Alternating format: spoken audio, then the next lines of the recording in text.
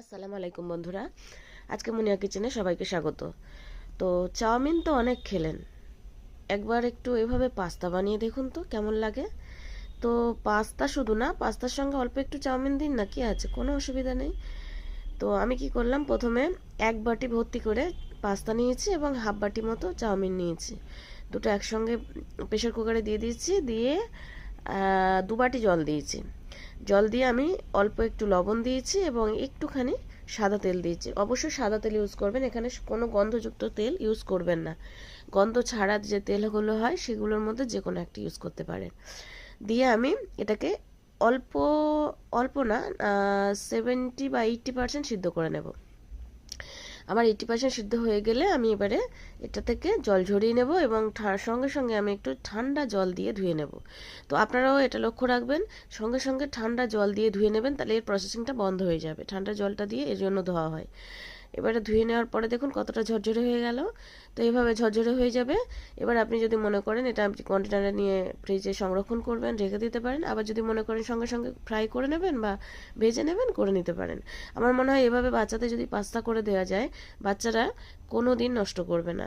আর আপনার বাচ্চা যে সবজি খেতে পছন্দ করেন আপনি সেই সবজি দিয়ে দেবেন। আমি বাচ্চারা সবজি অতটা খেতে পছন্দ করে না বলে আজকে সবজি কিন্তু কিছু দিইনি, জাস্ট একটু পেঁয়াজ কালি দিয়েছি। আর আমি দিয়েছি কড়াইশুঁটি, পেঁয়াজ, টমেটো আর গাজর, বাস, এতে আর কিছুই না। এবার আমি ডিম দিয়ে এটাকে তৈরি করব বা বানাবো। এবার আমি কি করলাম, এর সঙ্গে অল্প একটু হলুদ, অল্প হলুদের গুঁড়ো, একটু ঝালের গুঁড়ো, হ্যাঁ, দিয়ে একটু লবণ পরিমাণ মতো দিয়ে নাড়াচাড়া করেছি। করে আমার যখন মানে সবজিটা সিদ্ধ হয়ে এসেছে, তখন আমি এর সঙ্গে একটা ডিম দিয়েছি। তো আমি কিন্তু এর পরেও আর একটা ডিম দেবো, তার কারণ আমার মানে পাস্তাটার পরিমাণ অনুযায়ী দুটো ডিম দিলে তবে ভালো হয়। সেজন্য একটা ডিমে হচ্ছিল না, একটু কম লাগছিল বলে আমি আরও একটা ডিম এতে ভেঙে দিয়েছি। তো আপনারা যখন এরকম পরিমাণ নেবেন তখন অবশ্যই দুটো ডিম দেবেন।